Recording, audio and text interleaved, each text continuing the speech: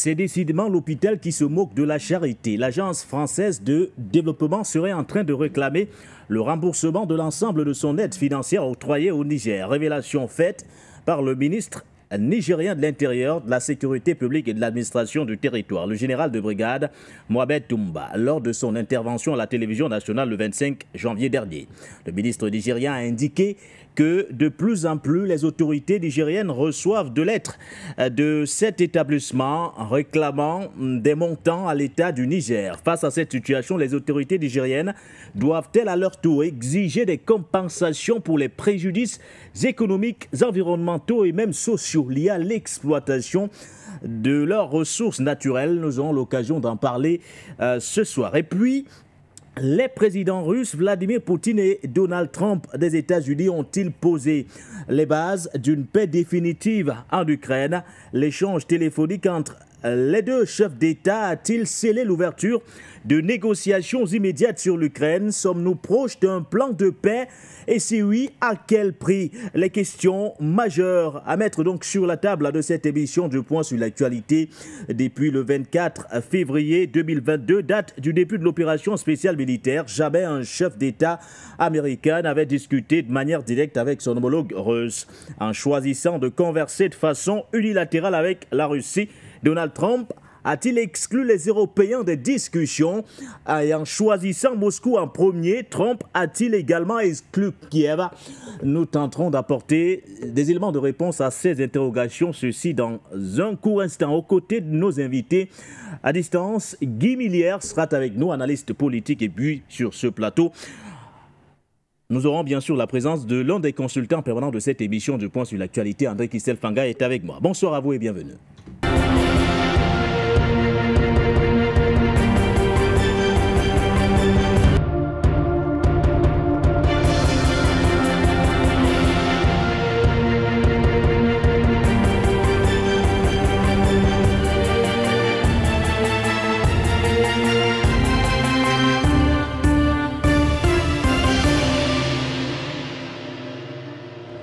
Voilà, une émission du Point sur l'actualité qui démarre d'ailleurs à l'instant, vous l'avez reconnu, le générique de votre quotidienne sur les antennes de For You Media Africa. Nous reviendrons ce soir sur les lignes qui bougent sur le théâtre des opérations en Ukraine. Le premier entretien téléphonique entre un président des États-Unis et son homologue russe depuis 2021, Donald Trump, s'est donc entretenu avec son homologue Vladimir Poutine, un échange qualifié de productif. Nous aurons l'occasion bien sûr de décliner l'essentiel de ce qui s'est dit, aussi bien durant cet entretien téléphonique entre Donald Trump et Vladimir Poutine que lors de l'entretien téléphonique entre Donald Trump et Volodymyr Zelensky. Mais des interrogations tout de même se dégagent d'entrée. Ces deux chefs d'État ont-ils posé les jalons d'une paix durable en Ukraine? Cet échange téléphonique a-t-il scellé l'ouverture des négociations immédiates? Sommes-nous proches plus que jamais d'une paix en Ukraine? Et si oui, à quel prix? Donald Trump a-t-il exclu les Européens de ces négociations en choisissant de façon unilatérale d'échanger avec son homologue russe Vladimir Poutine? A-t-il également tourné le dos à Volodymyr Zelensky compte tenu du contexte? Nous tenterons d'apporter quelques éléments de réponse à ces questions dans un instant. Et puis nous parlerons de l'aide de l'AFD, l'Agence française de développement octroyée jusqu'ici au Niger. L'AFD monte au créneau, réclame la totalité de son aide au Niger compte tenu justement du contexte géopolitique et même géostratégique. André Kistel Fanga, vous êtes avec moi sur ce plateau. Avec vous, nous allons parcourir justement les réclamations faites par l'AFD à l'État du Niger. On rappelle que les révélations ont été faites par le ministre nigérien de l'Intérieur, de la Sécurité publique et même de l'administration territoriale, le général de brigade Mohamed Toumba. Bonsoir à vous, DP.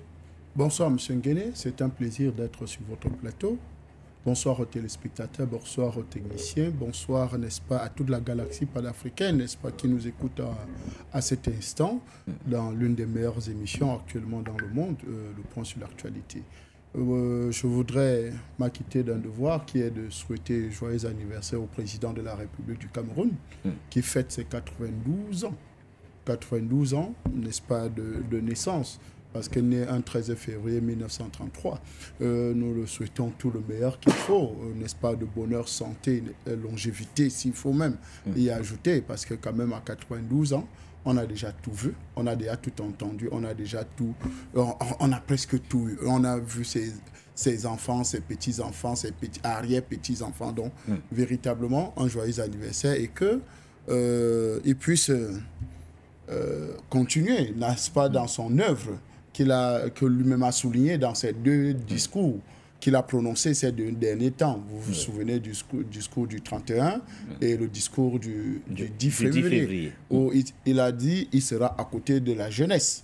Bon, nous nous posons la question, c'est nous qui devons être à côté de lui, ou bien c'est lui qui doit continuer à être à côté de nous. Parce que quand même, à cet âge-là, c'est notre papy. Et notre papy, on doit l'aider justement, n'est-ce pas, à finir ses vieux jours sur la terre dans la tranquillité et la paix. Voilà. André Christelle Fanga, merci à vous. Alors, d'entrée, avant de parler des réclamations faites par l'Agence française de développement vis-à-vis de l'État du Niger, actualité oblige, nous revenons sur la tenue du côté d'Addis Abeba du 38e sommet de l'Union africaine qui se tient et qui s'est d'ailleurs ouvert sur place. Nous retrouvons l'équipe de For You Media Africa déployée autour de Sike Doumbé, la directrice d'ailleurs des médias de votre média panafricain. Elle nous situe sur les enjeux de ce sommet qui se tient dans un contexte particulier avec la crise du côté de l'Est, la République démocratique du Congo. Le thème axé justement sur les réparations liées aux crimes coloniaux commis sur le continent africain. Prenons cet élément d'Addis Abeba. Fait rare dans le cadre de ce 38e sommet de l'Union africaine qui se déroule actuellement du côté d'Addis Abeba en Éthiopie, eh bien, les chefs d'État et de gouvernement justement des pays africains vont discuter des sujets cruciaux, mais surtout très actuels.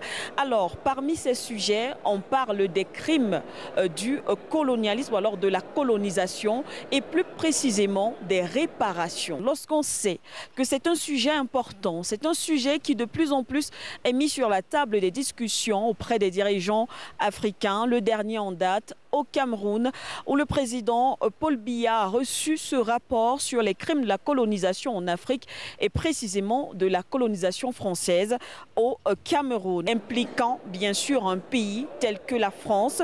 Mais il est vrai également qu'en fin de l'année 2023, précisément c'était en novembre, l'ancien président ghanéen Nana Akufo-Addo avait remis ce sujet sur la table, appelant ses homologues à s'y intéresser, à faire d'ailleurs front commun pour réclamer la réparation auprès des pays occidentaux qui ont commis des crimes coloniaux dans les États africains. Alors, autre sujet intéressant également, comme l'on s'y attendait, c'est la situation en République démocratique du Congo, précisément à l'est de la République démocratique du Congo, avec ce conflit qui interpelle également le Rwanda. D'ailleurs, beaucoup pensent qu'il pourrait y avoir des sanctions contre le Rwanda, mais là encore, cela dépendra des discussions qui vont se tenir entre les différents dirigeants et délégations qui seront présentes dans le cadre de ce sommet.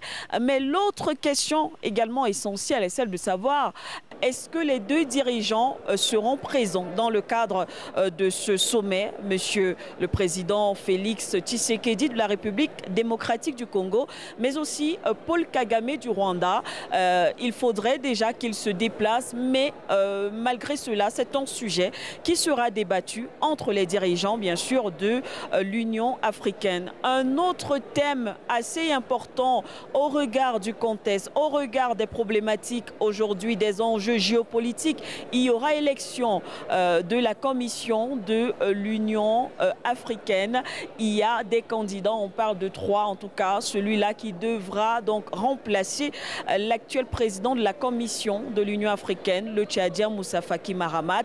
Mais autre fait important, c'est celui qui prendra aussi la tête de la plaque tournante de l'institution panafricaine, monsieur João Lourenço, qui devrait donc prendre cette institution, du moins pour un an dans le cadre de l'Union africaine. Voilà en tout cas pour le moment les sujets clés ou brûlants, même si on sait qu'on parlera aussi des questions de santé dans le continent africain et autres, parce qu'il y aura des rencontres bilatérales entre les différents dirigeants ou encore les différentes délégations ici présentes.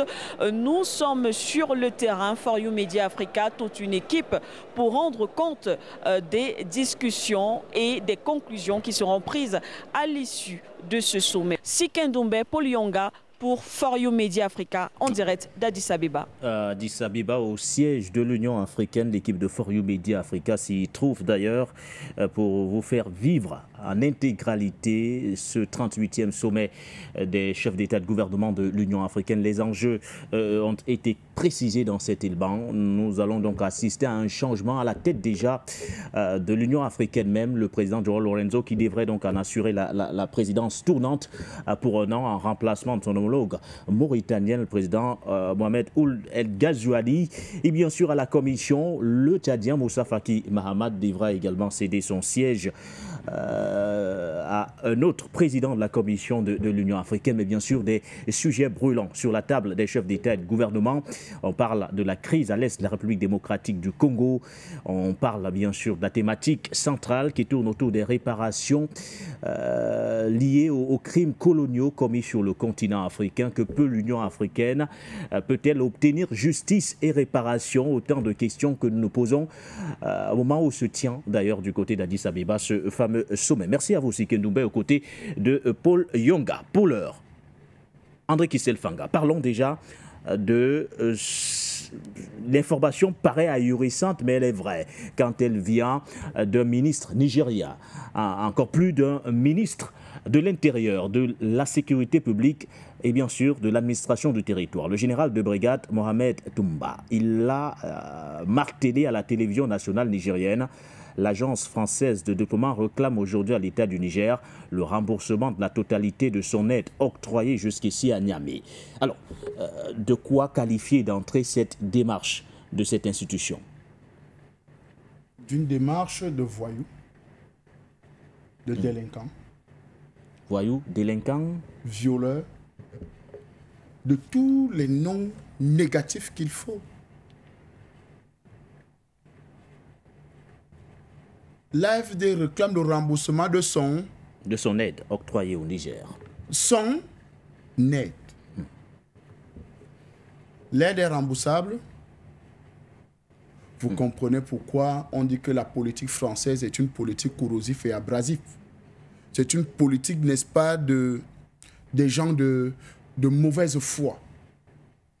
La politique française, c'est une politique où il faut faire attention quand un Français vous approche, ou bien la France vous approche.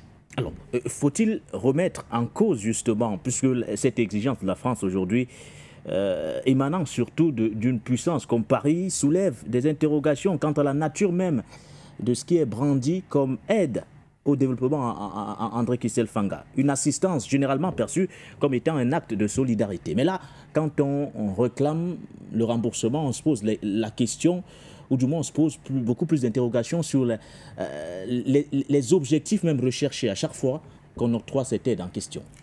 La diplomatie d'entraide prônée par l'AFD vient de prendre un coup.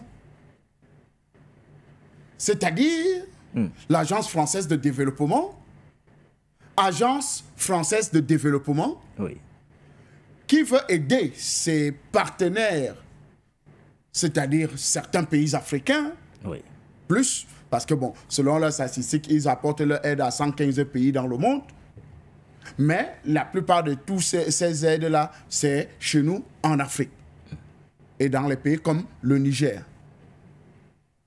Quand l'AFD, aujourd'hui, vient nous dire qu'un seul instant, le Niger doit rembourser son aide, ça veut dire qu'il y avait un piège derrière.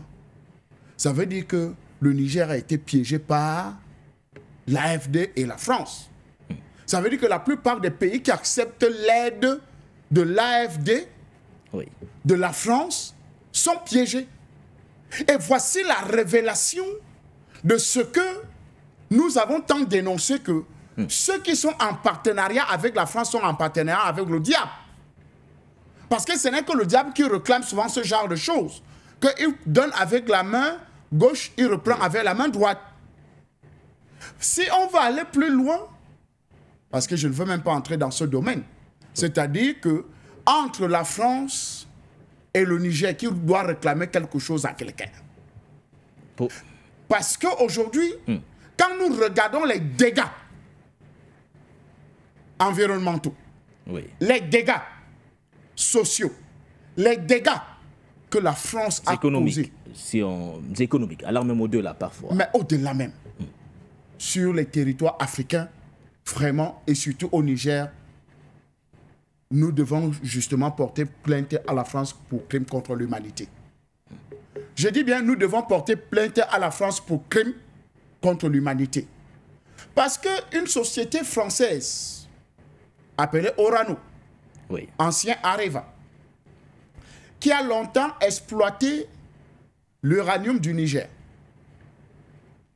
L'uranium, quand vous le travaillez, a une substance radioactive qui pollue, qui change l'environnement des États, des territoires où ils sont. Vous vous rendez compte que Orano a passé son temps à déverser les produits radioactifs en plein air, dans des villages où le désert s'est mieux installé, la sécheresse s'est mieux installée, où il y a eu des choses incroyables. Des maladies se sont multipliées. Donc, s'il faut parler,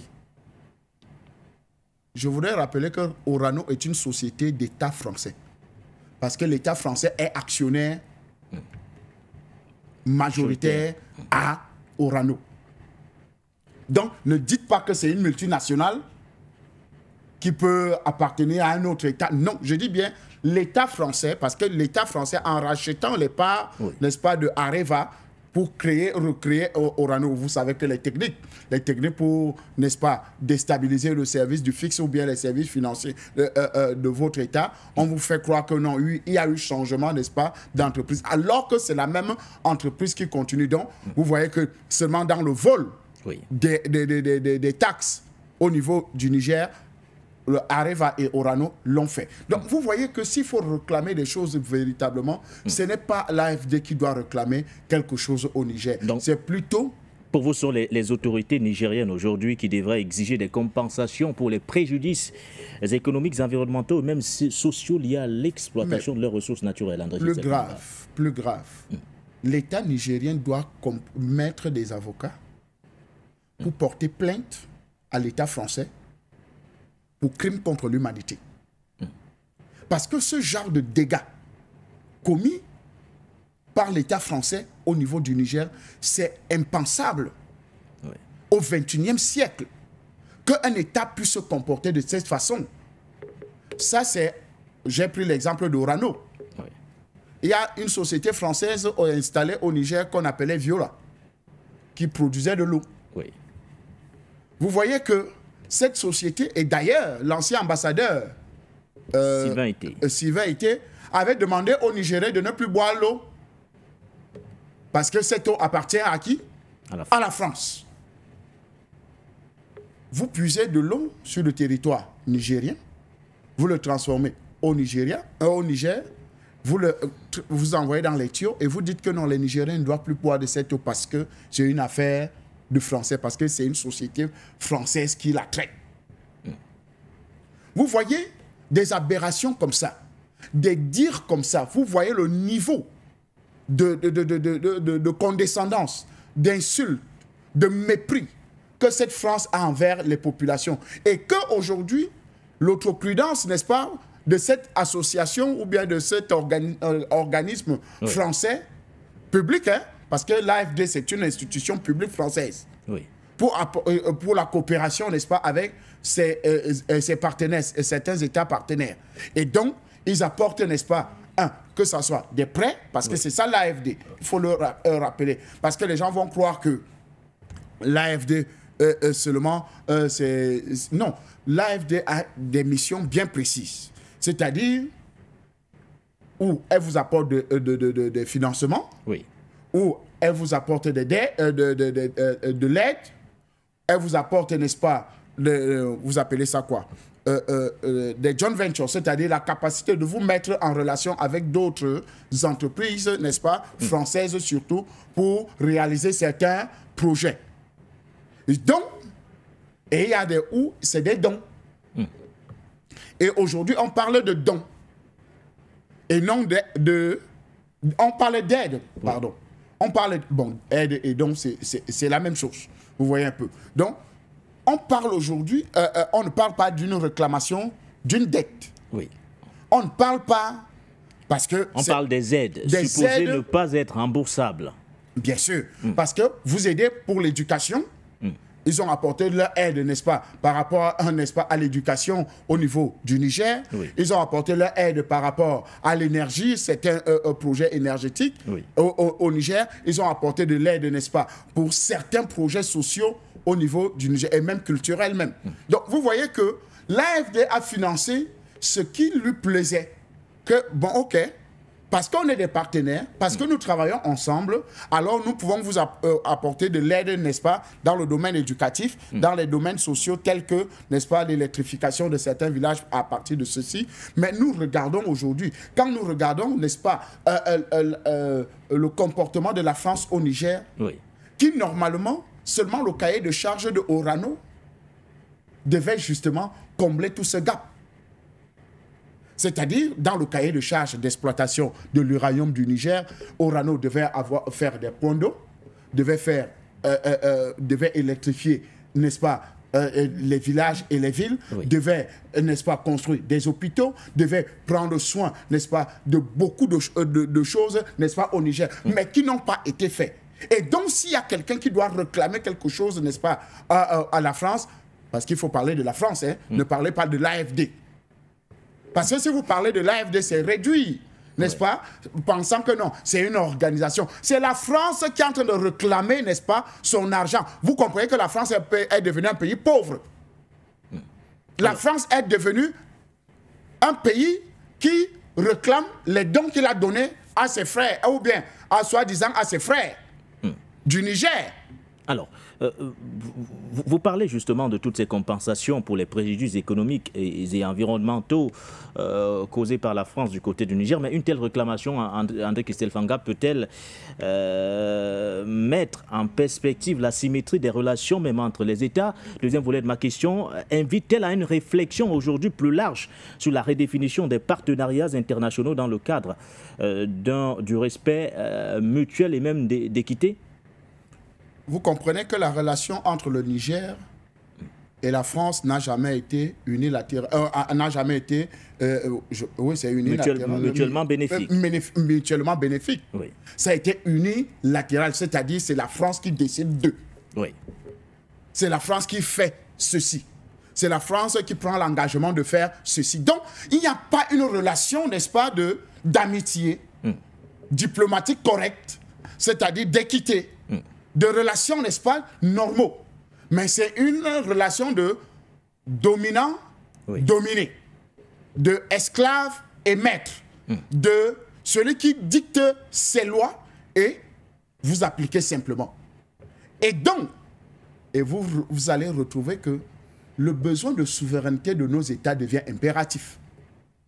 Et c'est parce que le Niger se met sur le chemin de retrouver sa véritable souveraineté que ce genre de problème vient se poser. Parce que si on avait des larbins au pouvoir, comme il y a de cela quelque temps, avec M. Bazoum au pouvoir, ce genre de choses ne pouvait pas arriver. Parce que leurs soi-disant aides sont en réalité, n'est-ce pas, des pièges pour exploiter nos ressources, exploiter tout ce que nous avons. Donc, ce n'est pas des relations équilibrées. C'est des relations où c'est dicté par le maître. Et nous ne sommes que des gens qui n'attendons que la main tendue, ce que le maître va nous donner. Et comme les relations sont en train de changer, et comme les relations ont changé entre le Niger et la France, oui, alors ce n'est que normal qu'on se retrouve dans cette situation. Et donc, vous voyez que le principe de fraternité, oui, prôné par l'État français est un gros mensonge planétaire. Le principe d'entraide, d'aide, de coopération avec les États, et surtout les États africains, c'est de la poudre aux yeux. C'est juste des mots.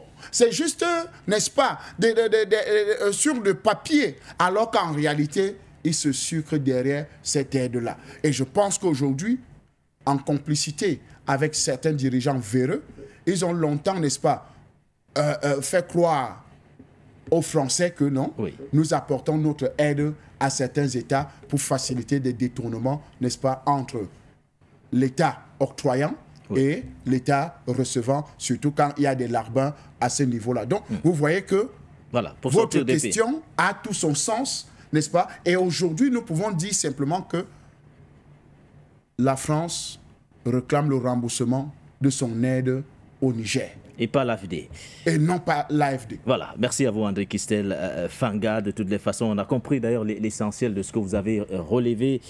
Pour vous, clairement, aujourd'hui, c'est l'État du Niger qui devrait plutôt exiger des compensations liées aux préjudices économiques, environnementaux et même sociaux causés justement par la France. Ceci par le biais du pillage même de son sous-sol, de ses ressources naturelles, au regard justement de tous ces changements, aussi bien sur le plan géopolitique que géostratégique. Nous allons avancer en prenant l'analyse juste derrière de Guy Millière, qui reviendra justement sur l'essentiel à retenir de cet échange téléphonique entre Vladimir Poutine et Donald Trump, mais afficher d'ores et déjà les codes d'accès pour permettre aux téléspectateurs de pouvoir également se prononcer sur les principales thématiques.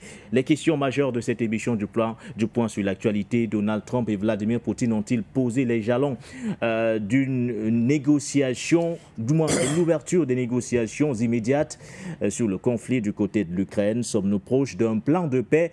Si oui, à quel prix? Des questions majeures d'ailleurs au cœur de cette émission, alors que depuis le 24 février 2022, date du début de l'opération militaire russe en Ukraine, jamais un président américain n'avait échangé en ligne directe avec son homologue russe. En choisissant de converser de façon unilatérale avec Vladimir Poutine, Donald Trump a-t-il définitivement tourné le dos à l'Europe en choisissant de converser unilatéralement avec Vladimir Poutine? Et ce, avant Volodymyr Zelensky, Donald Trump a-t-il également exclu l'Ukraine des négociations? Nous vous retrouvons justement à l'instant, Guy Millière. Je rappelle que vous êtes analyste politique. Alors, quel regard jetez-vous d'entrée sur cet entretien téléphonique? A-t-on ouvert la voie à d'éventuelles négociations immédiates? Je dirais que c'était à attendre que Donald Trump téléphone à Vladimir Poutine. Il importe de mettre fin à ce conflit, et l'attitude de l'administration Biden au cours des 3 dernières années a été une attitude extrêmement négative. C'était une attitude insultante. Si l'on veut parvenir à la paix, il ne faut pas recourir à l'insulte, il faut chercher un terrain d'entente, et c'est exactement ce que Donald Trump va faire. Tous ceux qui critiquent cette position n'ont pas d'alternative à proposer. Alors, Guy Millière, peut-on parler d'un échange justement productif entre les deux chefs d'État au regard de la nature des sujets abordés, eux qui ont affiché leur volonté commune, celle de mettre fin à ce conflit? Je dirais que cela montre que l'accord va se dessiner entre les États-Unis, entre l'administration Trump, entre Trump lui-même et Vladimir Poutine. Comme cela a été dit par l'un de vos commentateurs, l'Ukraine dépend à 100% des États-Unis, et l'Ukraine n'est pas en mesure de peser sur les décisions. L'Ukraine peut simplement demander certaines choses, mais les exigences de Volodymyr Zelensky sont des exigences totalement irréalistes dans le contexte présent. L'Ukraine est dans une position très difficile et l'Ukraine devra accepter ce que Donald Trump acceptera. Donald Trump entend parvenir à un accord qui impliquera des concessions de la part de l'Ukraine et qui impliquera de la part de Vladimir Poutine des gestes de bonne volonté. Je pense que sur ces bases, il est possible de parvenir à un accord, mais en tout cas l'accord se dessinera essentiellement entre Donald Trump et Vladimir Poutine, c'est tout à fait clair. Alors quand on vous écoute, on a l'impression que l'Europe aujourd'hui et Volodymyr Zelensky, voire Kiev, serait donc exclu de ces négociations. Durant le même entretien téléphonique, Guy Millière, Vladimir Poutine a invité son homologue Donald Trump à Moscou. Comment évaluez-vous la possibilité d'une rencontre Trump-Vladimir Poutine ? Je pense qu'il y aura une rencontre. Je ne pense pas que cette rencontre aura lieu à Moscou. Je pense qu'elle devrait se tenir dans un endroit neutre, comme la Suisse par exemple. Cela n'exclut pas la possibilité que Donald Trump se rende en visite officielle ultérieurement en Russie ou que Vladimir Poutine se rende ensuite en visite officielle aux États-Unis. Merci à vous, Guy Millière, pour toutes ces précisions. André Kistelfanga, premier commentaire déjà sur cet entretien téléphonique. C'est vrai qu'avant son retour à la Maison-Blanche, il nous parlait de 24 heures. Il s'était fixé le délai de 24 heures pour mettre fin au conflit. Il est arrivé, il nous a dit non, compte tenu de la situation complexe, il lui faudra 100 jours. Mais là, il a quand même été à l'origine de cette initiative. Il a pris sur lui d'échanger à la fois avec le président russe Vladimir Poutine, mais également Volodymyr Zelensky. Doit-on qualifier cet entretien téléphonique de pas importantissime vers la résolution du conflit russo-ukrainien? Ben, je pense que c'est l'une des meilleures choses, n'est-ce pas, qui puisse arriver, le dialogue entre ces différentes personnalités. En fait, trouver un intermédiaire crédible, parce que c'est tout ce qu'il manquait. De l'autre côté, l'ancien voyou délinquant qui était au pouvoir aux États-Unis, lui, c'était un va-t-en-guerre. Lui, il avait ses intérêts, n'est-ce pas, à Kiev. Vous parlez de l'ancien président Joe Biden? L'ancien président Joe Biden. En France, il y a un autre délinquant qui est là-bas, n'est-ce pas, qui a ses intérêts et les intérêts, n'est-ce pas, de certaines puissances malsaines qui étaient derrière Volodymyr Zelensky pour justement l'encourager dans cette barbarie. En fait, c'était un scénario de détournement de fonds en un plus fini. Parce que les appuis, vous savez, on est en train de battre quelqu'un sur le terrain, vous continuez à donner de l'argent, vous donnez les armes, vous donnez... En fait, c'était pour vider les caisses, n'est-ce pas, de certains États, surtout les États-Unis. Donc, vous voyez que c'est quelque chose de quand même assez intéressant où, aujourd'hui, Vladimir Poutine, qui était persona non grata, personne... quelqu'un à ne pas fréquenter, à ne même pas échanger, n'est-ce pas, avec lui, aujourd'hui trouve un interlocuteur fiable, d'ailleurs, qu'il l'avait déjà, n'est-ce pas, Donald Trump l'avait déjà dit, qu'il va justement engager, n'est-ce pas, des discussions avec Vladimir Poutine pour justement résoudre le problème. Et que dans le même temps, il s'est entretenu aussi avec Volodymyr Zelensky, et qui est favorable, n'est-ce pas, à une solution, n'est-ce pas, peu importe, même si elle est défavorable, n'est-ce pas, à l'Ukraine. Donc aujourd'hui, vous comprenez que c'est réellement quelque chose d'extrêmement important. Ça veut dire que Donald Trump se positionne, n'est-ce pas, comme un homme de paix, un homme de résolution des conflits. Malgré que dans d'autres sphères, n'est-ce pas, dans d'autres territoires, il se positionne comme un homme de guerre. Vous voyez un peu, mais... Le conflit le plus essentiel actuellement, qui était le plus... L'une de ses priorités, voilà, quand on qui faisait partie de ses priorités et qui était le plus en vue actuellement dans le monde, c'était ce conflit Ukraine-Russie, et qui impliquait justement directement l'OTAN, parce que c'est l'OTAN qui est à la cause de, n'est-ce pas, de tout ce conflit-là, parce que l'OTAN veut intégrer l'Ukraine dans, n'est-ce pas, dans ses rangs comme pays, étant voisin, n'est-ce pas, de la Russie, sachant que la Russie est face à cette OTAN-là et contre cette OTAN-là. Donc, vous voyez que c'est quand même une avancée extrêmement importante aujourd'hui, là, oui. Les discussions, et je pense que les solutions peuvent arriver. En fait, les solutions vont arriver, ce qui est sûr. Et je voulais faire une légère digression. Allez-y, avant que je ne revienne sur l'essentiel de la conversation, ou du moins des deux conversations téléphoniques. Il n'y a plus eu d'élection en Ukraine depuis. Hein. C'est d'ailleurs, ça fait partie de l'une des conditions qui est mise sur la table. Parce qu'en face, vous discutez avec un président illégitime. Nous avons le président, nous avons la Russie. Le président russe qui dit que Volodymyr Zelensky n'a plus la capacité de pouvoir signer un document légal compte tenu de son statut de président illégitime de l'Ukraine. Vous voyez que la légère digression n'était pas anodin. Voilà. Pour simplement dire que vous voyez, quand c'est les délinquants européens, on ne met pas de pression. Vous ne voyez rien.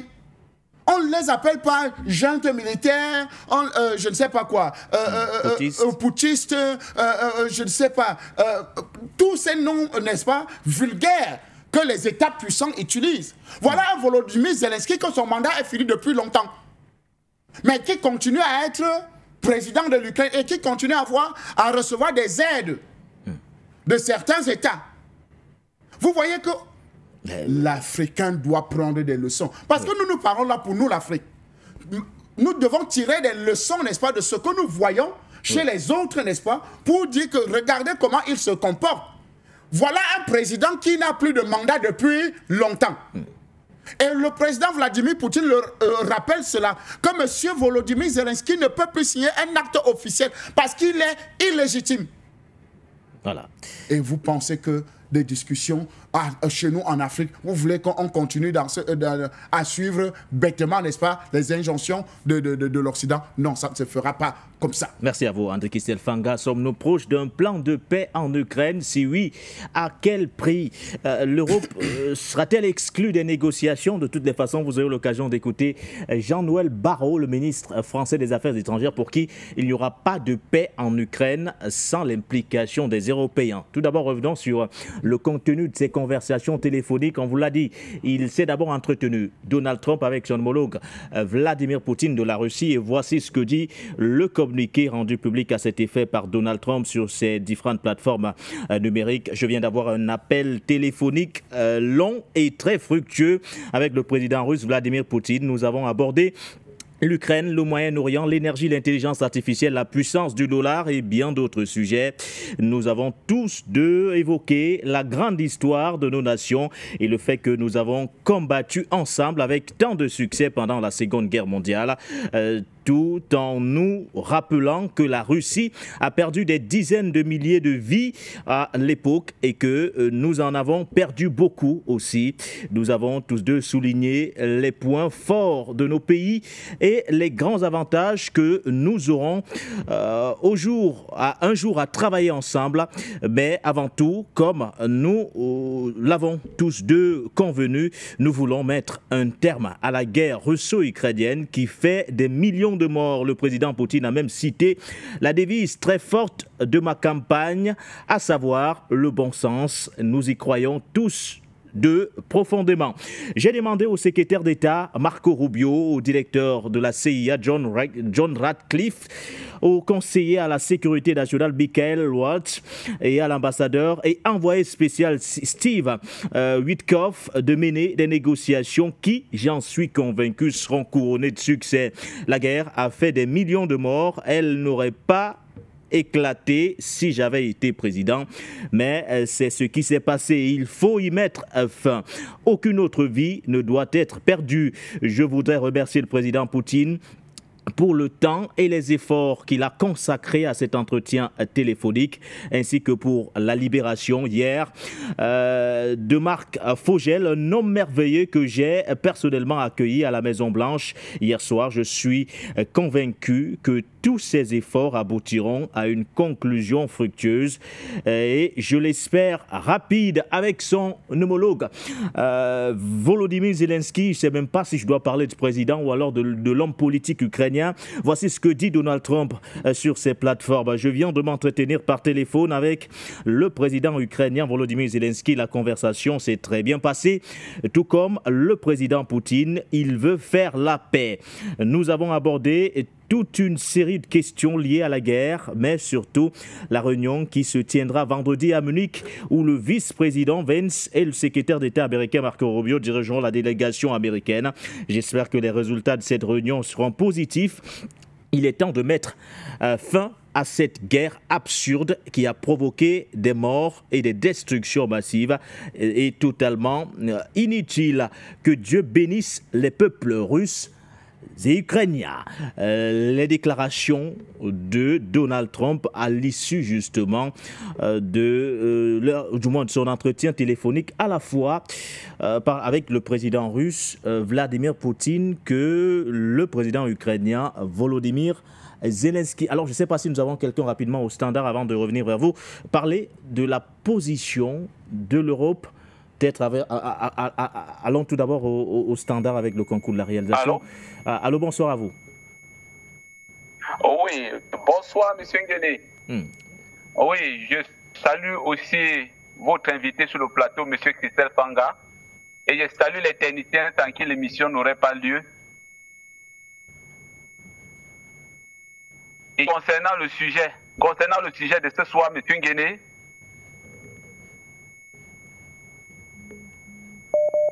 oui, M. Nguéné, concernant donc le sujet de ce soir, je pense que la Russie est en Ukraine et vient de gagner haut la main l'OTAN. Ceci étant dit, M. Nguéné, je pense pour moi que je n'ai jamais compris les États-Unis eux seuls gagner une guerre à travers le monde. Qui a dit au monde entier que les Américains étaient la superpuissance du monde? Mais jamais, je n'ai jamais cru à cela parce que j'ai fouillé tous les grands livres de cette terre. Je n'ai jamais vu les Américains gagner une guerre. Mais j'ai toujours entendu parler de l'OTAN et non pas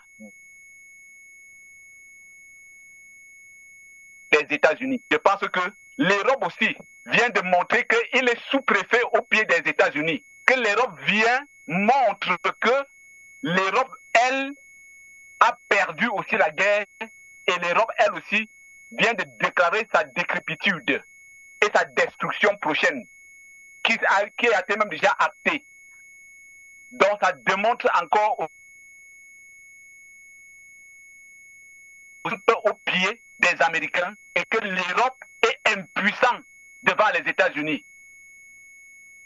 Ça, les Européens et surtout les Français doivent prendre acte et qu'ils vont comprendre qu'ils ont été flouillés par les Américains et ils vont comprendre aussi que rien autre que le porte-valise des États-Unis. Regardez cette Europe. Ça montre à suffisant que l'Europe n'est plus rien. On est en train de créer des plus grandes discussions au plus haut niveau international avec le maître du monde, incontesté du monde entier qui est Vladimir Poutine, qui est la grande Russie, qui revient de très loin. Là, nous devons féliciter la Russie et féliciter le président Vladimir Poutine. C'est lui le président du monde, c'est lui le maître incontesté du monde entier. Ce ne sont pas les Américains. J'ai vu la puissance militaire au monde. L'Amérique n'est pas parmi les 5 premiers. Les États-Unis ne sont pas parmi les 5 premiers. Je ne sais pas si ce classement est vrai, mais je pense que plus loin, je n'ai jamais accepté que les Américains aient été la superpuissance du monde. Non. Parce qu'aucune confrontation directe, ils n'ont jamais gagné. Ils ont été fouettés par les Vietnamiens. Je dis qu'en ce qui en partant, donc nous devons comprendre que dire que les Américains sont des superpuissances, ça c'est effrayer les gens. Ils savent gagner les guerres dans des films. C'est là où ils montrent leurs muscles. Mais eux seuls, ils ne peuvent pas.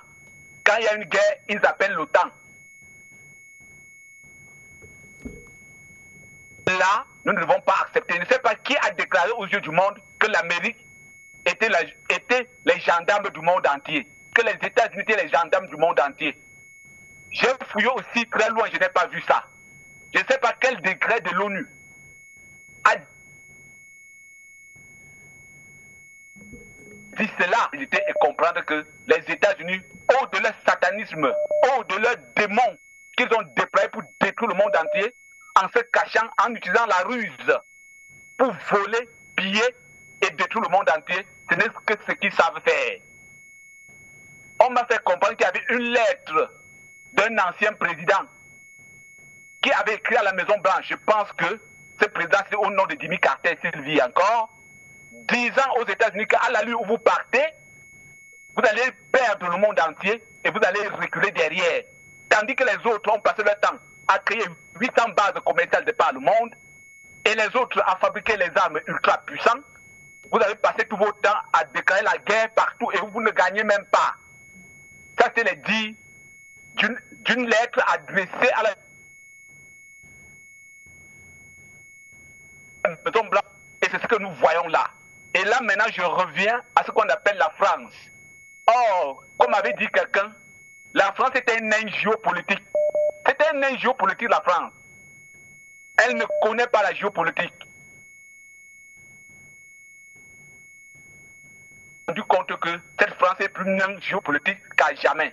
Parce que, regardez comment elle vient de descendre encore plus bas qu'à jamais en réclamant au Niger de payer l'aide dont elle avait octroyé au Niger. Mais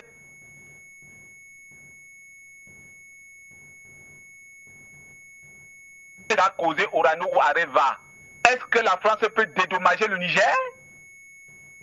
Ça, vraiment, l'Africain lambda devrait prendre ses propres responsabilités et comprendre que jamais l'Occident ou l'Union européenne ne peut nous aider. Or, leurs aides, ce ne sont que des pièges où ils viendront réclamer ce dont ils ont besoin au moment où vous ne voulez pas les servir, le pétrole, l'or, les miniers et bien d'autres choses. Donc, toutes les aides acceptées qu'on parte dans les partenariats gagnant-gagnant, mais dans les partenariats de la dictature, du vol, du pillage et de bien d'autres choses. C'est ce que connaît l'Occident et plus particulièrement la France. Nulle part la France a apporté son aide qui peut aider. Mais si oui, l'aide, comme on dit en relation internationale, il n'y a pas d'aide qui vale. Il n'y a que des intérêts. Ça, M. Nguyen, je ne vais pas me poser la parole ce soir. Je vais dire merci à Forum Média et merci au call center. Merci à vous, Ngalo Sely. Toutes nos excuses justement vis-à-vis de tous ceux qui nous suivent actuellement via nos différentes plateformes numériques. Nos excuses compte tenu de la mauvaise qualité du signal. Vous faites des efforts, vous faites vraiment le maximum et vous restez à nos côtés. Merci pour ce soutien. La qualité d'ailleurs du retour n'est pas optimale. Nous en sommes bien conscients et nos équipes techniques y travaillent. Nous allons rester au standard et prendre un autre appelant. Allô, bonsoir à vous. Ok, bonsoir à toute l'équipe de France. Bonsoir à M. Nguyen, bonsoir au grand frère qui a le pasteur, vraiment, pour la pertinence de ces analyses. Bon, revenons sur mon intervention porte vraiment sur l'appel téléphonique entre Trump et Poutine. Moi, je crois qu'un autre Yalta historique en train de se préparer. C'est le deuxième Yalta et maintenant c'est le vrai Yalta. Parce qu'à l'ancien Yalta, il y avait des faux victorieux de la guerre. À l'ancien Yalta, le Yalta de 48 et 45 là, il y avait des faux victorieux de la guerre. Mais maintenant, cette fois-ci, c'est le vrai Yalta qui est en train de se poser comme ça. Un Yalta sans l'Europe. Et c'est le bon Yalta comme ça. Bon, revenons sur la question du Niger. Quand la France réclame son aide, moi je pense que c'est honteux. Et ça démontre la fragilité à laquelle la France est confrontée aujourd'hui. Ça veut dire que c'est un pays délabré actuellement. Et on en passe parce que cette dette-là ne serait jamais payée. Ils n'ont qu'à venir au contraire réparer les dégâts miniers, les dégâts écologiques qu'ils ont commis. Et c'est ça qui est important. Parce que le divorce est consommé et c'est consommé et ça ne revient plus. Voilà. Comme l'a bien dit le ministre des Affaires étrangères malien, on est marié à personne. Merci à l'équipe de Forum Média. Merci à M. Guéné. Maïga Boubacar, depuis le Burkina Faso. Maïga Boubacar depuis le Burkina Faso, merci à vous pour votre contribution. Nous restons au standard et nous prenons les autres appelants. Je rappelle que dans quelques instants, nous écouterons la sortie du chef de la diplomatie française, Jean-Noël Barrot, qui est revenu d'ailleurs sur l'exclusion supposée de l'Europe des négociations de paix sur l'Ukraine. Pour lui, il n'y aura pas de paix en Ukraine sans l'Europe. Allô, bonsoir à vous. Oui, allô, bonsoir. Merci. Oui, allô, bonsoir, monsieur monsieur l'arbitre de France. Bonsoir à monsieur Fanga et bonsoir aux autres intervenants, aux invités sur le plateau parce que j'ai pris des missions en cours de route. Donc, désolé, je ne vois pas bien qui y a sur le plateau, mais j'ai aperçu monsieur Fanga, donc je le salue grandement. Et je salue grandement votre travail et je salue l'équipe technique. Donc, sur les thématiques du jour, sur les thématiques que vous affichez, bien évidemment, que dire des États-Unis, de ce président, M. Trump, qui part en cavalier seul pour organiser une paix avec M. Poutine, président de la Russie, donc éventuellement, donc sans l'Europe. Et l'Europe, je peux vous garantir que je pense qu'elle sera évincée de la réunion pour la paix entre les États-Unis et la Russie. Je pense que l'Europe est vraiment mise de côté et sera mise de côté. Je ne vois pas quelle porte pourrait s'entrouvrir pour elle pour pouvoir s'engouffrer dans le processus de paix, sachant qu'ils n'ont rien fait pour Gaza et qu'ils n'ont pas un mot vraiment juste et propre pour Gaza, dont Donald Trump dit qu'il veut s'emparer pour en faire une Riviera à la française. Donc, toutes ces annonces, moi, de M. Trump, à part le processus de paix qu'il va engager avec le président de la Fédération de Russie, donc M. Poutine, à part ça, je ne vois rien de sérieux dans les annonces qu'il a faites sur Gaza. Et vraiment sur Gaza, je souhaite vraiment que l'Arabie Saoudite, que tous les pays arabes, l'Algérie et tous les pays africains se soulèvent contre cette décision unilatérale des États-Unis de vouloir s'emparer de territoires, que ce soit le Groenland ou bien le Canada, ou qu'il s'agisse bien évidemment de Gaza. Et surtout de Gaza, suite au génocide qu'ils ont bien évidemment subi et qu'ils subissent encore, je pense, à l'heure actuelle. Et on a une pensée aussi pour tous les génocides qui sont faits au Congo actuellement, au Nord Kivu. Voilà. Donc je vous salue, je vous souhaite une bonne continuation des émissions. Merci pour votre accueil. Merci à vous, monsieur Larbi, depuis la France. Merci pour votre contribution. D'autres appelants nous rejoignent à l'instant. Allô, bonsoir et bienvenue. Allô? Ouais. Depuis Niger, Zander, j'aimerais intervenir sur le point sur l'actualité. Oui, allez-y, vous êtes en direct. Allô? Oui, allez-y, vous êtes en direct, allez-y. Allô? Oui, bonsoir à vous. Allô, bonsoir. Merci, oui, bonsoir. Bonsoir, M. Nguéné. Je salue M. Christophe Fanga. Et j'aimerais intervenir sur le remboursement d'aide fournie par la France au Niger. Donc, la France est en train de dérailler là. Ils sont en train de dérailler. Ils n'ont qu'à plutôt rembourser les mal qu'ils ont causés au niveau d'Arlit. Ils ont pollué l'environnement. Ils ont pollué notre environnement, ils n'ont qu'à les payer. Et quant à l'affaire de M. Trump, vraiment, avec Vladimir Poutine, moi je pense que Vladimir Poutine doit se souvenir des accords de Minsk 1 et Minsk 2, où ils ont permis à l'Ukraine de s'armer pour combattre la Russie. Et c'est tout, je vous remercie et je vous salue. Merci.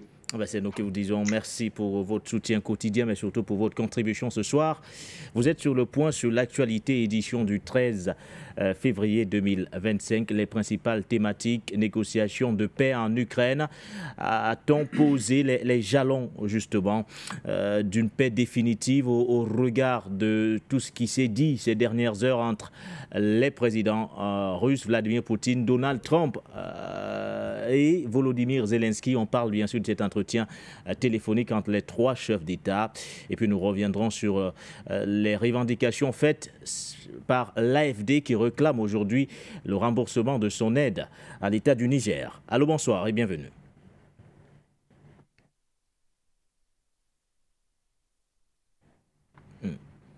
Alors, quelle sera la position de l'Europe compte tenu de l'évolution de la situation? Avant de revenir vers vous, André Kissel Fanga, je voudrais que nous écoutions le chef de la diplomatie française, Jean-Noël Barrot, pour qui il n'y aura pas de paix en Ukraine sans les Européens.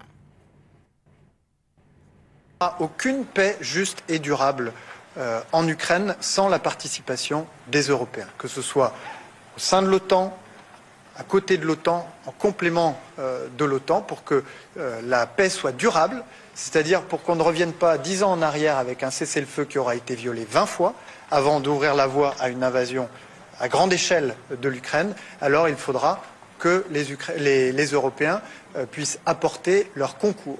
Alors, l'Europe peut-elle apporter son concours dans ces négociations de paix qui se dessinent? Parce que quand on regarde la démarche de Trump aujourd'hui, l'Europe ne semble pas jouer un rôle majeur, y compris Kiev. L'Europe, c'est qui? L'Europe, ce n'est pas les États-Unis. Ce n'est pas le bloc de l'Atlantique, vous appelez ça quoi? L'OTAN. L'OTAN. Et le patron de l'OTAN, c'est les États-Unis. Et donc, si la position de Donald Trump est mise en avant, ça veut dire que l'Europe est derrière. Et sera derrière.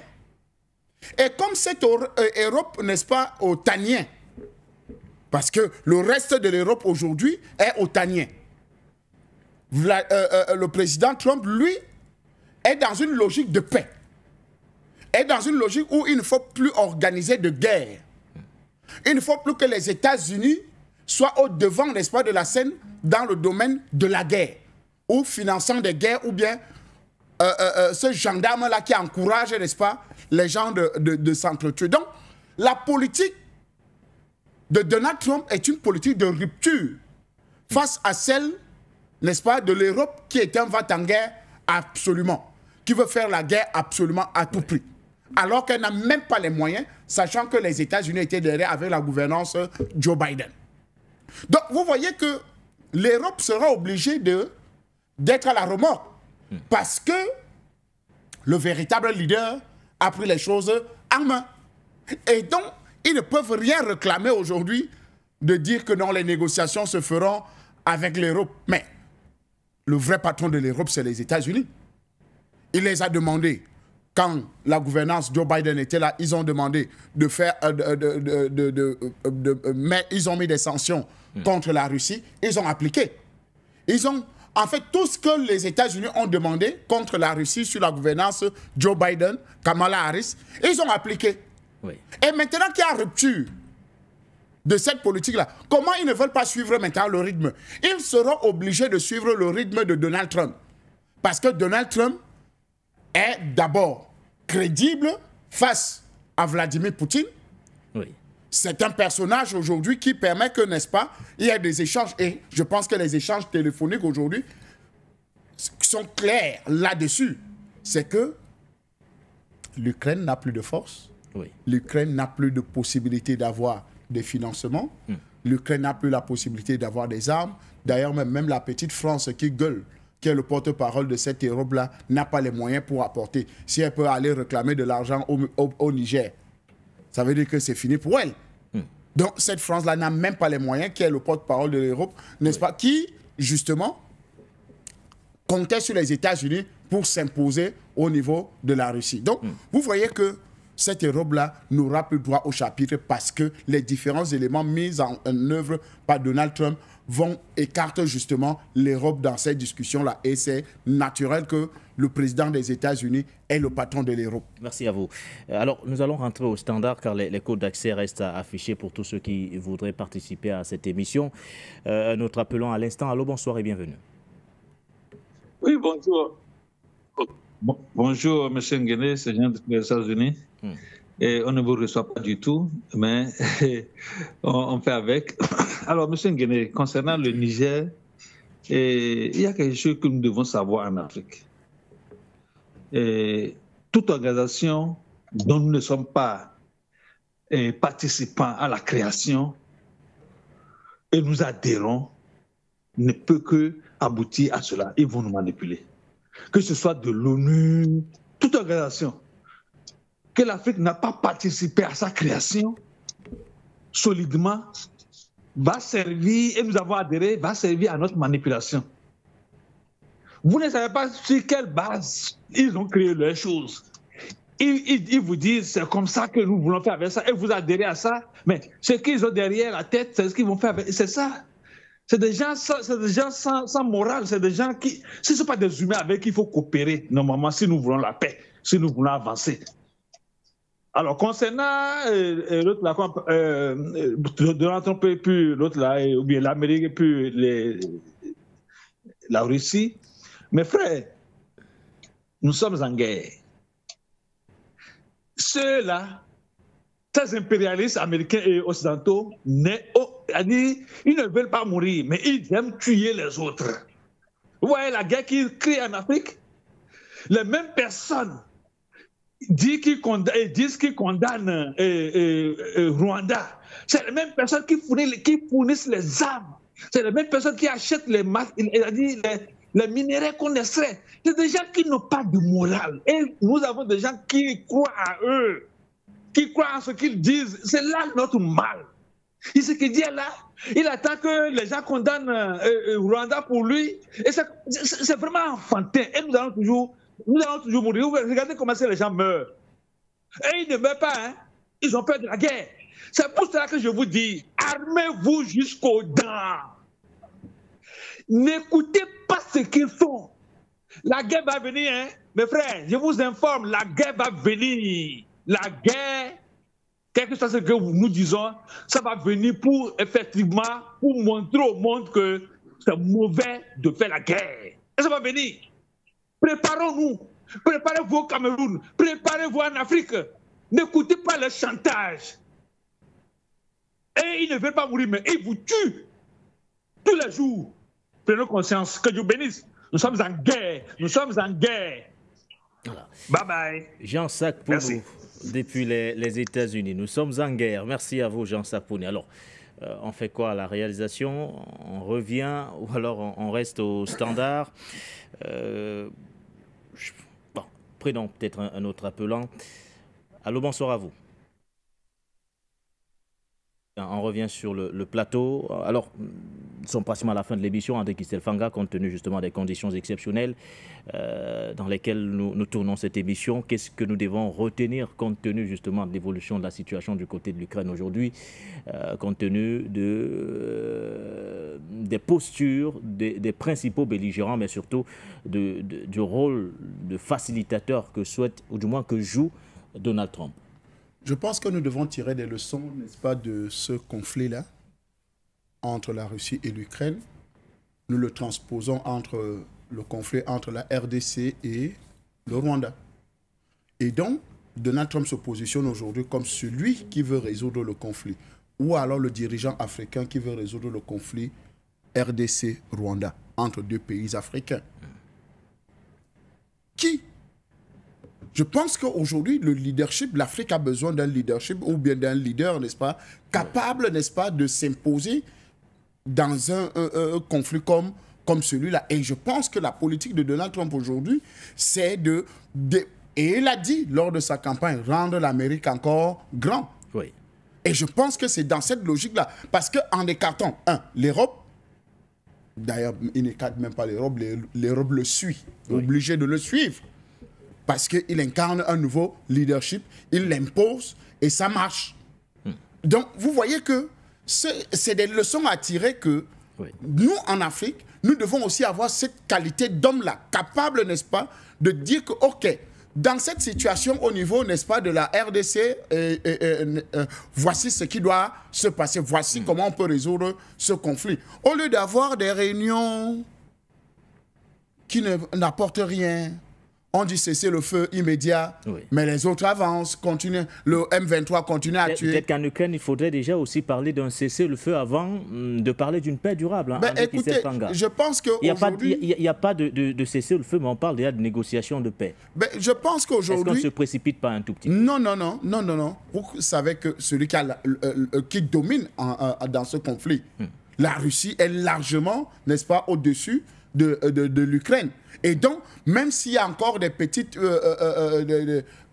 attaques de l'Ukraine qui essayent de faire croire que non, elle résiste encore, mais c'est déjà du passé. Donc, si on ne peut même pas parler de cesser le feu là-bas, c'est plutôt ailleurs qu'on devait parler de cesser le feu. Donc, ce qui est là, c'est que simplement, Donald Trump a trouvé le juste milieu et en fait une oreille attentif, il a ouvert ses deux oreilles pour mieux comprendre le conflit et surtout comprendre le gagnant de cette bataille qui est le président Vladimir Poutine, en lui disant que mais non, je pense que pour qu'on continue dans cette logique-là, il faut qu'on arrête d'abord les financements de l'Ukraine. C'est ce qui a été fait par les États-Unis en disant que mais ils ne donnent plus de l'argent, n'est-ce pas, à l'Ukraine.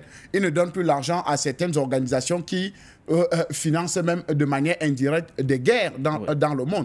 Donc vous voyez que c'est quand même quelque chose d'extrêmement important, ce leadership-là imposé par le président Donald Trump. Et c'est ce que nous avons besoin chez nous en Afrique aujourd'hui. C'est-à-dire des hommes capables de se lever parce que les évêques sont en train d'aller faire au niveau de la RDC. Et moi, je conseillerais le président Tshisekedi de les arrêter. Merci à vous, André Kistel Fanga. Peut-être pas les arrêter, DP, tout de même. Ils sont porteurs d'une initiative qui pourrait, je vais le dire, peut-être concilier toutes les parties prenantes. Ah bon, en allant causer avec Corneille Nangaa? Ils veulent avant tout rassembler tous les Congolais. Je pense qu'il faut qu'on soit sérieux dans notre démarche. C'est aussi ça le rôle des hommes de l'Église. Non. Soyons cohérents avec notre démarche. Vous ne pouvez pas aller causer avec des assassins, sachant que le gouvernement central, par exemple, de la RDC, ne veut pas de causerie ou bien ne veut pas échanger avec le M23. Parce qu'une organisation criminelle comme Daesh, comme Al-Qaïda, et tout, vous ne demanderez pas aux États-Unis d'aller causer avec eux.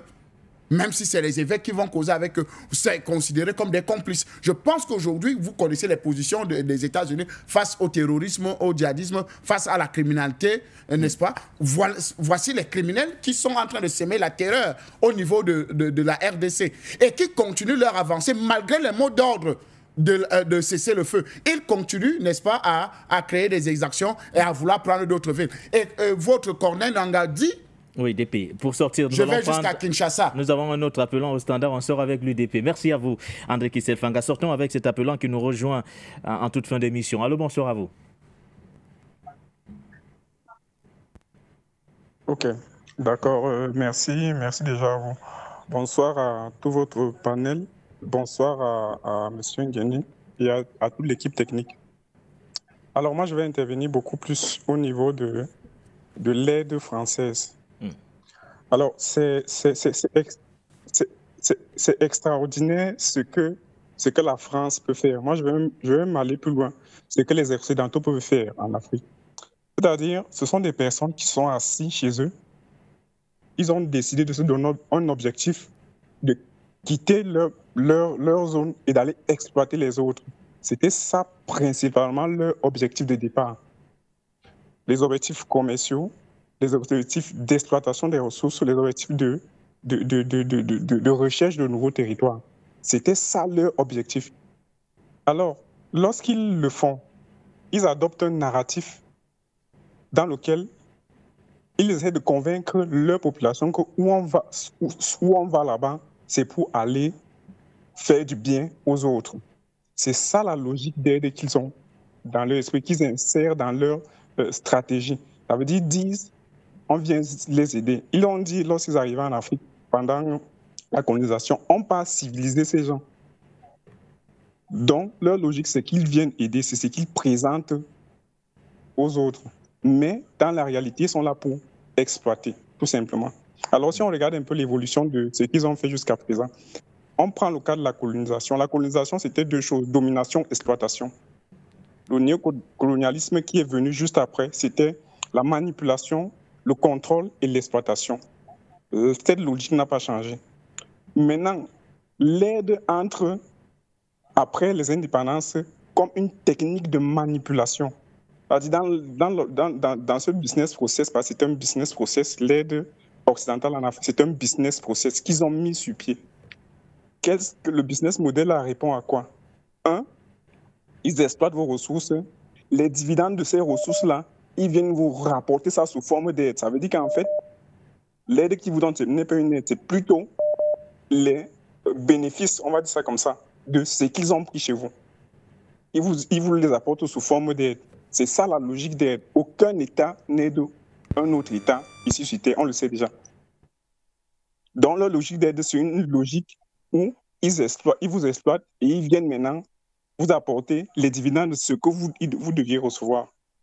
Donc, il n'y a pas d'aide. Ça, c'est d'abord pour ce qui est de l'aide et de leur objectif. Ils sont là pour exploiter les gens. Ils l'ont toujours été. Ils n'ont pas changé de logique. Maintenant, c'est nous, les Africains, qui sont un peu naïfs, qui croyons, comme ils disent souvent dans leur fable, le corbeau et le renard. Tout menteur vient au dépend de celui qui l'écoute. Ce n'est que récemment qu'ils commencent à changer on va dire, comme on dit chez nous, de bouche. Ils changent de bouche. Macron devient un peu plus sérieux. Ils savent que les mensonges avant ne peuvent plus passer par conséquent. Il faut changer de stratégie. Maintenant, il faut leur dire la vérité. Ils ont dit qu'ils sont là pour des intérêts. Donc, s'ils sont là pour des intérêts, ça veut dire que toute l'aide qu'ils apportent là a une logique d'intérêt. Personne n'aide personne. Maintenant, ils réclament au Niger de les rembourser de l'aide. Ce qui nous prouve déjà d'abord que, un, ce n'était pas une aide. Deux, maintenant, on sait aussi que cette aide-là est un moyen de contrôle purement et simplement, puisque vous la réclamez. On ne réclame pas une aide. Quand vous aidez quelqu'un, vous l'avez aidé. Soit vous l'aidez, soit vous le laissez. Si vous l'aidez, ça veut dire que vous l'avez déjà aidé. Et vous ne pouvez pas venir réclamer une aide que vous avez déjà donnée à quelqu'un. Ça veut dire que ce n'était pas purement et simplement de l'aide. Donc, en gros, ces gens, les Occidentaux, la France en particulier, n'aident personne. Absolument personne. Tous les autres stratégies qu'ils ont mis autour là, ce sont des stratégies qui entrent dans la manipulation. Des naïfs africains, parce que on a été beaucoup naïfs à une certaine période. Jusqu'ici, il y a encore beaucoup qui sont naïfs de penser que les rapports qu'ils ont avec les Occidentaux est dicté par les principes de bonne valeur, de bonne volonté, de charité et tout ça n'a rien à voir. Il suffit juste que vous les tourniez le dos, c'est où ils vont vous montrer leur vrai visage, un peu comme les pays de l'AES l'ont fait. Les pays de l'AES, dès qu'ils ont dit que non, ils ne sont plus dans leur logique là, ils sont directement devenus les ennemis, les pires ennemis de toute la planète occidentale, parce qu'ils ont décidé de prendre leur indépendance réelle. Donc, c'est un peu mon intervention. Pas d'aide. Personne n'aide personne. Les aides sont en fait des techniques de manipulation. La preuve, la France réclame cette soi-disant aide.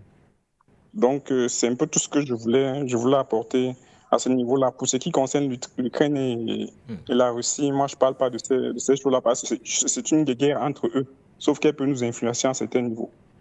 Mais bon, je ne parle pas de ça. En tout cas, merci pour la tribune que vous nous donnez pour pouvoir nous exprimer et beaucoup de courage à vous. Voilà, c'est nous que vous disons merci pour votre intervention. J'avais dit le dernier un peu lent, mais je vois qu'ils sont nombreux à insister et qui veulent d'ailleurs réagir. On va rester au standard. Ouais, c'est aussi ça la particularité de votre média panafricain. Allô, bonsoir à vous. Allô? Oui, bonsoir. Bonsoir, monsieur. Oui, ok, j'appelle... Bon, actuellement, je vous suis depuis Mbalmayo. Ok, je voudrais revenir sur le monsieur qui venait d'intervenir tout à l'heure. Juste vous donner un petit exemple. Essayez de voir ce que les Français ont investi en Afrique francophone en plus de 50 ans. Vous faites une comparaison à ce que les Chinois ont fait peut-être après 20 ans. vous allez voir une très grande différence. Vous comprenez donc que l'Afrique francophone, c'est leur puisard, ces Français-là. De deux, maintenant, je reviens sur le monsieur qui est au plateau avec vous, qui a parlé de la RDC. Il faut absolument arrêter ces prêtres qui partent négocier avec quelqu'un qui viole la frontière pour venir assassiner la population. Et on dit de négocier, on négocie quoi? Quelqu'un qui vient massacrer vos gens. Les prêtres se lèvent, ils disent qu'on part négocier au lieu de leur dire d'arrêter le massacre. Vous trouvez ça normal? Il a raison de dire qu'on arrête ces pasteurs-là. Moi, je suis pour. Je vous remercie. C'est nous qui vous disons merci pour votre intervention, pour votre contribution. Merci à vous. Nous allons rester au standard. Je pense que nous sortirons du standard avec nos nombreux téléspectateurs, téléauditeurs, ceux qui nous suivent d'ailleurs via nos différentes plateformes numériques, à la télévision aussi. Merci à vous. Vous êtes particulièrement nombreux au quotidien. Un autre à l'instant. Allô, bonsoir. Bonsoir, For You Television. Bonsoir à tous les milliards de téléspectateurs de For You. Bonsoir à tous les invités. Je salue le doyen patient parfait d'homme et tout le reste. Avant tout propos, permettez-moi de dénoncer ce qui est en train de se passer actuellement au niveau du Congo, où les Européens veulent étouffer et empêcher Tshisekedi à continuer son combat par soi-disant l'arrêt de certains accords avec sur le minerai, sur certaines matières premières avec le Rwanda. Nous dénonçons ceci et nous disons au président Tshisekedi de continuer et d'aller jusqu'au bout. Lorsque nous revenons très certainement au sujet du jour concernant l'Agence France de développement, moi je ne crois pas que l'heure est au décompte. Nous ne pensons pas que l'heure est d'avoir au décompte. Mais écoutez, est-ce que la France elle est prête à payer ce qu'elle a fait à Alit dans les mines qu'on appelle d'Argadez et un peu partout par rapport à la criminalité organisée? Mais il ne faudrait pas qu'elle nous énerve. Nous ne sommes pas à l'heure du compte. Elle va nous faire le point de ce qu'elle a pris au niveau du Niger de 1960 au niveau du compte d'opération, du compte des opérations au Trésor français. Nous venons. Est-ce que l'Afrique doit, un pays africain, parmi les 14 pays africains, là, il y a un pays qui doit à la France quelque chose? Mais si les gens étaient courageux en 1984 comme Sankara en son temps, on ne paierait même aucune dette à la France ni à l'Union européenne. C'est des criminels. On ne leur doit rien. Mais on ne va pas trop épiloguer dessus. Je sais que nous avons des autorités compétentes au niveau du Niger et ils sauront prendre la hauteur de la chose. Comme Ablaye Diop sait leur répondre très souvent, certainement ils seront servis. Mais en ce qui concerne l'Ukraine, le sort des mauvaises herbes d'être brûlé, monsieur Nguéné. Ce qui s'est passé, tout le monde savait que c'est par là on allait finir. L'Ukraine serait dépecée. La Pologne prend une partie, la Biélorussie une partie qu'on appelle.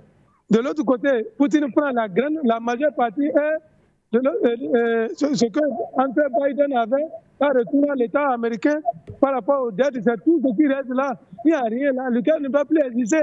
C'est de ça il est question. Et je suis sûr que maintenant les pays africains sont en train d'observer de façon claire et nette quand les États-Unis te soutiennent ou bien quand l'Union européenne te soutient, ce qui t'arrive en définitive. Je vous remercie. For You Television, an overview of the world. C'est Dieu qui est fort. Nous gagnons ce combat, Inch'Allah. Monsieur Sidi depuis le Bénin. Merci à vous, Monsieur Sidi, pour votre contribution ce soir. Monsieur Peter, est-ce que vous êtes là? Bonsoir et bienvenue.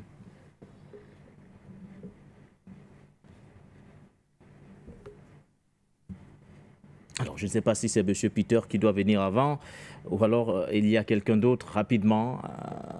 Allô, bonsoir.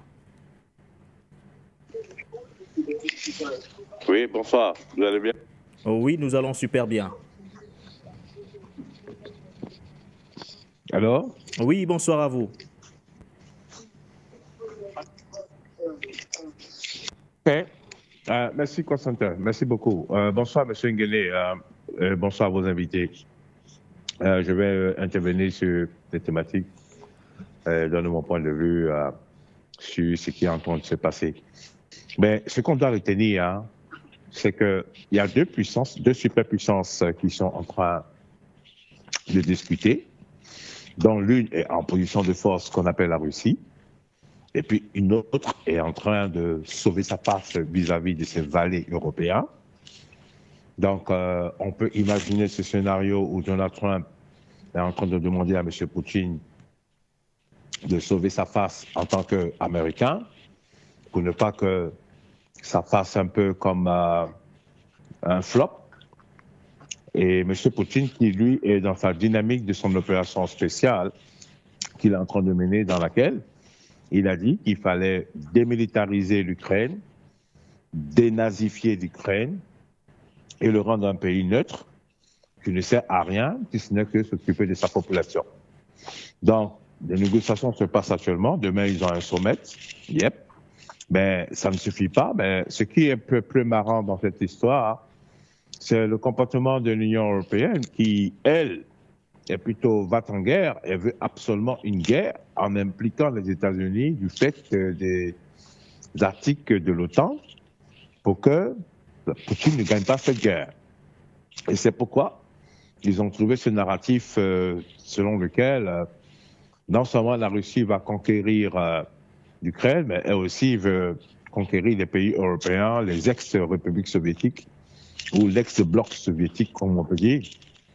Donc, pousser les Américains jusqu'à rentrer en guerre. Mais Donald Trump est très intelligent. Je ne crois pas que ça lui passe par la tête. Il ne le fera pas. Ça, c'est clair. Mais le problème qui est là, c'est que j'entends dire que oui, il y a des histoires de terres rares que les Américains veulent prendre, que M. Zelensky veut proposer. Mais ces terres rares se trouvent dans le territoire conquis. Donc, en fait, ceux qu'on appelle les wokistes, là, qui ont financé cette guerre via le département américain du régime de Joe Biden, sont en perte de vitesse. Donc, c'est pour ça que eux, de leur côté, via l'Union européenne, sont en train d'appuyer des leviers pour pouvoir absolument créer une troisième guerre mondiale. Parce que l'Europe, aujourd'hui, se trouve dans une sorte, non pas de ambroglio, mais c'est la honte vis-à-vis du reste du monde. Quand on voit que plus de 42 pays se sont dressés contre la Russie, et ça n'a pas produit quoi que ce soit malgré toutes les sanctions qu'ils ont prises contre Russia. Aujourd'hui, ils ont constaté avec beaucoup d'amertume que tous les plans qu'ils ont faits n'ont pas marché et Joe Biden a dû consulter son état-major pour comprendre est-ce que nous pouvons faire une guerre. Ils ont dû lui dire non, c'est pas possible. Donc, comme c'est les États-Unis, c'est le pays du dollar, c'est la superpuissance, il faut donner quand même une image. Et Poutine le sait et ça lui fait, on peut dire comme ça lui fait rire. Donc, nous allons aboutir dans une situation où tous ces narratifs qu'on entendait sur les chaînes mainstream, parce que depuis quelques jours, je suis en train de suivre BBC, la chaîne allemande d'elle, Rai Uno, Rai Dos, Rai Tres, y compris la chaîne espagnole. Ils sont tous dans le même narratif. L'Europe n'acceptera aucune négociation sans elle. Mais c'est peine perdue parce qu'ils n'y seront pas. Donc c'est pour vous dire que tout ce qu'ils ont fait comme gaspillage, tapage, propagande, etc., est tombé à l'eau. Poutine est le maître du jeu.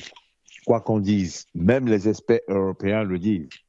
J'ai écouté Charles Gave, j'ai écouté Jacques Bao. Ils ont dit que M. Poutine est un fin stratège. Donc Donald Trump, qui est très intelligent, qui comprend cela, veut trouver une solution sous forme d'un deal de business. Parce que là, ils vont parler de business, ils ne vont pas parler de géopolitique. Ils savent très bien que M. Poutine n'est pas dynamique. Donc, c'est peine perdue pour eux. On pourra dire que c'est une opportunité pour nos pays africains qui avons observé ce qui s'est passé depuis le Covid-19 jusqu'à la guerre en Ukraine et de prendre de bonnes résolutions pour pouvoir marcher et évoluer, bien entendu, dans cette nouvelle ordre mondial qui est en train de se faire. Voilà, je vais m'arrêter ici. Merci beaucoup, Foyou Média. Have a good weekend. Bye. Merci à vous, Monsieur Peter. Je pense que vous serez d'ailleurs le dernier appelant de la soirée. Merci à vous, André Kistel Fanga. Merci à tous nos nombreux téléspectateurs, téléauditeurs ou encore auditeurs, à la grande équipe de la réalisation. Portez-vous bien. À demain. Je le rappelle, une fois de plus, nous reviendrons sur le sommet de l'Union africaine. Dans le cadre de votre matinale informative, nous reviendrons sur les enjeux. Que peut l'Union africaine? Peut-elle obtenir justice et réparation? Nous reviendrons également sur le rôle que votre institution, ou notre institution, peut éventuellement jouer dans la résolution du conflit du côté de la République démocratique du Congo, aux côtés, bien sûr, de nos invités. Portez-vous bien.